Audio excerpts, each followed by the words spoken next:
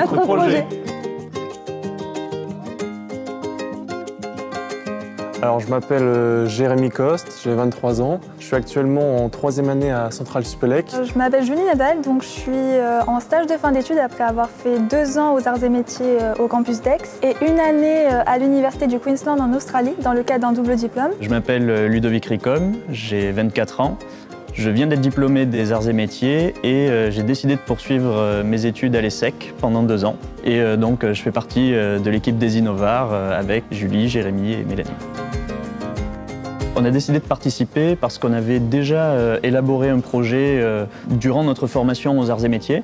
Et il se trouve que le thème de ce concours collait parfaitement au projet. Et donc on a décidé de se présenter pour rendre l'expérience un peu plus stimulante. Alors on est parti d'une observation, comme c'est souvent le cas en ingénierie. Autour des aéroports, il y a souvent des plaintes qui sont déposées sur le bruit que font les avions. Et c'est là qu'on a pris conscience que le bruit, c'était de l'énergie. Et ensuite, on a essayé de réfléchir à comment on pouvait récupérer cette énergie et convertir cette nuisance en quelque chose de bénéfique. Nous avons proposé notre solution, donc c'est un patch piézoélectrique que l'on peut disposer proche des sources de nuisances sonores élevées et qui peut en fait convertir les ondes sonores émises par ces grandes sources et grandes nuisances en électricité. Et cette conversion elle se fait au moyen de plaques vibrantes avec un matériau piézoélectrique. C'est un matériau qui a la capacité, lorsqu'il est soumis aux vibrations extérieures, en se déformant, à produire un champ électrique. Et donc en faisant vibrer un matériau piézoélectrique avec le son émis par ces sources sonores, eh bien on peut produire de l'électricité.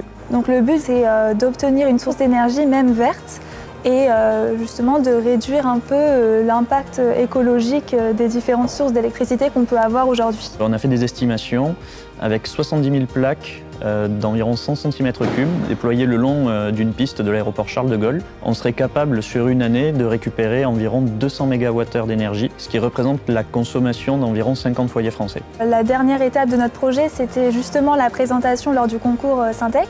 Et on espère pouvoir développer ce projet, donc peut-être ça serait rechercher des sources de financement, des investisseurs pour pouvoir justement établir cette idée un peu plus de façon professionnelle. L'idéal serait d'enchaîner notre projet sur un prototype à échelle réelle, de le tester en conditions réelles et donc d'avoir un prototype qui serait ensuite industrialisable. Faire des vraies expérimentations pour pouvoir peut-être développer un retour sur investissement un peu plus fiable que celui qu'on avait calculé. Et justement, peut-être se lancer dans l'aventure en créant une start-up. Je pense que le principal objectif, c'était déjà de prendre du plaisir. C'était de travailler tous les 4 et de s'amuser, d'essayer de créer notre solution et d'aller le plus loin possible et de vraiment prendre du plaisir.